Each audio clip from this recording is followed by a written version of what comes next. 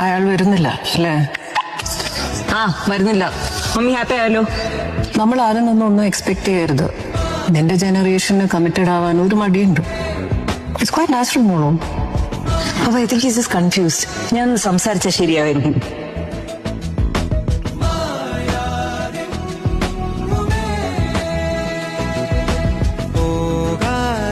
മമ്മിക്ക് താടി ഇഷ്ടമല്ലല്ലോ. He has a beard. പിന്നെ ഹിന്ദുവാണ്. And he's a little older than me. അവൾക്ക് ഇഷ്ടമുണ്ടായിരുന്ന പ്രഭേന്ദുവിനല്ലേ? അതെ.